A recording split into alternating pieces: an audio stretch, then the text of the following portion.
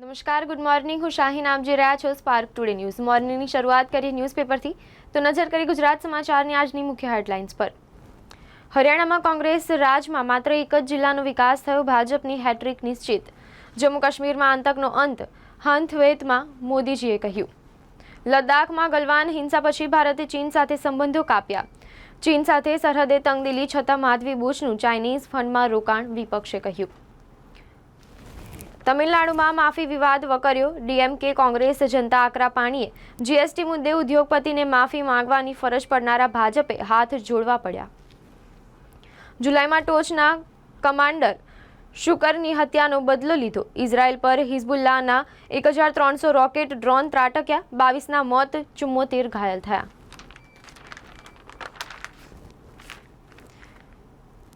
બાંધકામમાં વિલંબ. વરસાદ અને પૂરના કારણે વડોદરાના કેમ્પસમાંથી સેન્ટ્રલ યુનિવર્સિટીને સંપૂર્ણપણે કાર્યરત કરવાની યોજનામાં વિલંબ. કોમર્સ ફેકલ્ટીમાં મચ્છરનો ઉપદ્રવ વધતા વિદ્યાર્થીઓ પર ડેન્ગ્યુનો ખતરો.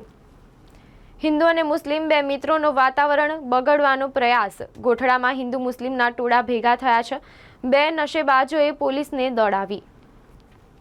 ગર્લ્સ હોસ્ટેલનું બિલ્ડિંગ તૈયાર, પણ બોયઝને રાખવા માટે બિલ્ડિંગ ભાડે લેવાયું. વડોદરા સ્પેશિયલ પોક્સો કોર્ટનો હુકમ. સગીરા સાથે દુષ્કર્મના કેસમાં 2 સંતાનોના પિતાને 20 વર્ષ જેલની સજા. લિટિગેશન કે તપાસ પડતર છે તેવા કિસ્સામાં આ જોગવાઈ લાગુ નહીં પડે. ખેડૂત ખરાઈ ચકાસણીમાં 6 એપ્રિલ 1995 પછીના રેકોર્ડને જ ધ્યાને લેવાશે. નીટ પ્રકરણમાં દીક્ષિત પટેલ ઉપસરપંચ પદેથી સસ્પેન્ડ. કોર્પોરેશનમાં આંતરિક ભરતીમાં ઇજનેરો અને રેવન્યુ ઓફિસરો માટે નિયમોમાં વહાલાદવલાની નીતિ.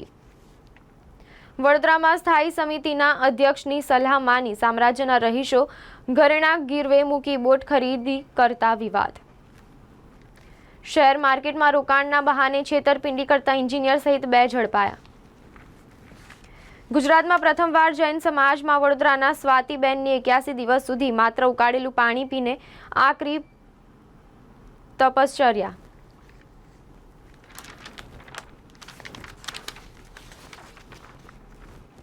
ખાદ્ય તેલમાં ડ્યુટી વૃદ્ધિના પગલે ટેરિફ વેલ્યુમાં પણ વધારો કરાયાના નિર્દેશો.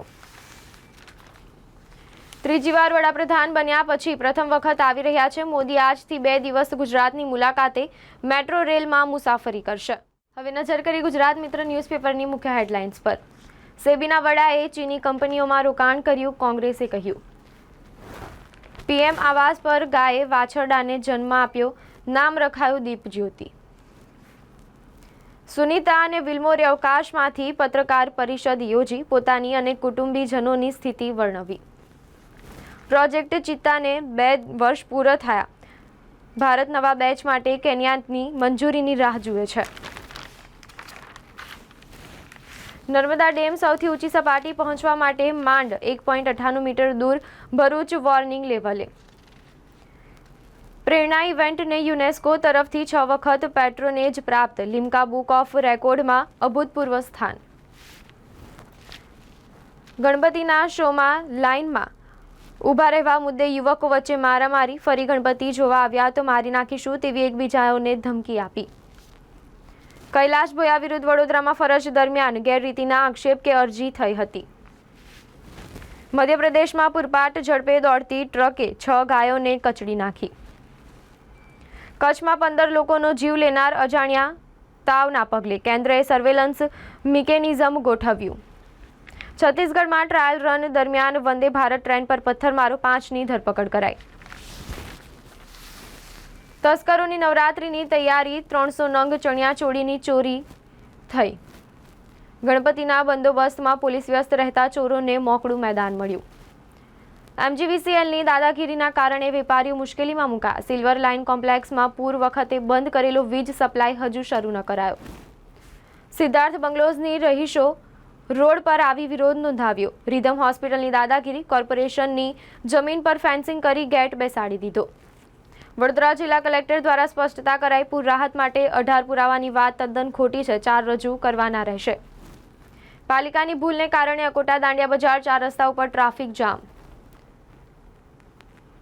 આયાત ડ્યુટીમાં સરકારે વધારો કરતા ગૃહિણીઓના બજેટ પર અસર થશે. તેલના ડબ્બા દીઠ ₹300 સુધીનો વધારો. હવે નજર કરીએ લોકસત્તા જનસત્તા ન્યૂઝપેપરની મુખ્ય હેડલાઇન્સ પર. સરકારે તેલ પરની ડ્યુટી વધારી. હવે દશેરા દિવાળી પર લોકોને તેલ મોંઘું મળશે. તેલ પર 32% ડ્યુટી ઝીંકી. કેન્દ્ર સરકાર દ્વારા મોંઘવારીમાં વધારો. કોંગ્રેસ દ્વારા સેબીના અધ્યક્ષ પર ગંભીર આક્ષેપો. માધવી બુચ અને પરિવાર દ્વારા ચાઇનાની કંપનીઓમાં જંગી રોકાણ કરવામાં આવ્યું. તાજમહેલની છત ટપકતી થઈ. આગ્રામાં વરસાદે 3 વર્ષનો રેકોર્ડ તોડ્યો. ઓસ્ટ્રેલિયન સરકારે ફેસબુકના નિર્ણયને પ્રાઇવસીનો ભંગ ગણાવ્યો. ઓસ્ટ્રેલિયાના તમામ એડલ્ટ યુઝર્સના ફોટોઝ અને પોસ્ટની ફેસબુકે ચોરી કરી. સીસીટીવી ફૂટેજમાં બંને કાર વચ્ચે અકસ્માત સર્જાયો. સંભાજીનગરમાં ડ્રિંક એન્ડ ડ્રાઈવને કારણે અકસ્માત થતા એક પરિવારના 4ના મોત. રાત્રે ચક ટપ્પર ક્રીરી વિસ્તારમાં ઓપરેશન હાથ ધરવામાં આવ્યું હતું. જમ્મુ કાશ્મીરના બારામુલ્લામાં સુરક્ષા દળોને એન્કાઉન્ટરમાં સફળતા મળી. 3 આતંકીઓ ઠાર. મિત્ર સાથે ગયેલા ગ્રાહકને રેસ્ટોરન્ટનો કડવો અનુભવ થયો. ઓપી રોડની શ્રીકૃષ્ણ રેસ્ટોરન્ટની છોલે ચાટમાંથી જીવતી ઈયળ નીકળી. વીજળીના 30%નું વળતર મળશે. ગુજરાત ઉર્જા વિકાસ નિગમના 31 ઓગસ્ટના પરિપત્રથી કચવાટ. 80 કરોડના હવાલા કૌભાંડનો કેસ ચાલી રહ્યો છે. સલાઉદ્દીન શેખ અને ઉમર ગૌતમ વિરુદ્ધ વડોદરા કોર્ટમાં ગમે ત્યારે ચુકાદો આવી શકે છે. સોશિયલ મીડિયામાં લિંક અને મેસેજ મોકલ્યા બાદ શેરબજારમાં રોકાણના નામે કરોડોની છેતરપિંડી કરતી ટોકડીના 2 ઇસમ ઝડપાયા. ગરબા આયોજકોને મૂંઝવતો સવાલ. શું ગરબા મેદાનમાં બોટ અને લાઈફ જેકેટની જરૂરી વ્યવસ્થા કરવી પડશે? સ્ટેટ જીએસટી વિભાગ દ્વારા 8,000 જેટલા કરદાતાઓને scrutiny assessment notice. Narmada dam સર્વોચ્ચ સપાટીથી 1.98 મીટર દૂર. આ વર્ષે સૌપ્રથમ વખત નર્મદા ડેમ તેની સર્વોચ્ચ સપાટીએ પહોંચશે. પ્રસિદ્ધિનો આ ટ્રેન્ડ સેટ થઈ ગયો હોય તો વહીવટી તંત્ર માટે ભારે થશે. પત્નીના દાગીના ગીરવે મૂકી બોટ ખરીદી. નવાપુરા ખાટકીવાડામાં જર્જરિત મકાનનો કેટલોક હિસ્સો ધરાશાયી થતા 3 દબાયા. વેપારીઓને સહાય મેળવવા 18 પુરાવાની જરૂરિયાત અફવા છે, કલેક્ટરે કહ્યું. હવે નજર કરીએ સંદેશ ન્યૂઝપેપરની મુખ્ય હેડલાઇન્સ પર. પીએમ મોદીની વિપક્ષો પર પસ્તાળ. આપણે સૌ સાથે મળીને સુરક્ષિત કાશ્મીરનું નિર્માણ કરીશું. કાશ્મીરને 3 પરિવારોએ બરબાદ કર્યું, મોદીજીએ કહ્યું. તાજમહેલની બાજુના બગીચો જળબંબાકાર થતા હોબાળો. તાજમહેલના ઘુમ્મટમાંથી પાણી લીક થતા ખળભળાટ અને શાહજહાંના મકબરા સુધી પાણી. કોંગ્રેસ દ્વારા સેબીના ચેરપર્સન માધવી પુરી બુચ પર નવો સનસનીખેજ આરોપ. સેબી ચીફ માધવી પુરી બુચે લિસ્ટેડ શેરોમાં ટ્રેડિંગ કર્યું. ચીનની કંપનીઓમાં રોકાણ કર્યું. વલસાડમાં બીઓબીનું લોકર સીઝ કરવા બેંકને જાણ કરાઈ. તત્કાલીન ટીપીઓ ભોયાના બેંકના 5 ખાતા અને 7 વીમા પોલિસી. માત્ર વસાહતી વિસ્તારોમાં સર્વેની ટીમો ગઈ. સંખ્યાબંધ સોસાયટીઓ સર્વેથી હજી દૂર. શહેરોમાં પૂરગ્રસ્ત થયેલી ઘણી બધી સોસાયટીઓ સહાયના સર્વેથી વંચિત. તરસાલીમાં રહેતા એકાઉન્ટન્ટ સાથે ₹9.14 લાખની ઠગાઈ થઈ હતી. શેર માર્કેટમાં રોકાણના બહાને ઠગાઈ કરતી ગેંગના 2 ભેજાબાજ આરોપીઓની ધરપકડ. સનાતની હિન્દુઓ જાગો તેવા લખાણ સાથે વિડીયો ફરતો થયો. વિધાનસભાના દંડક બાલકૃષ્ણ શુક્લ મૌલવીને પગે લાગતો વિડીયો વાયરલ.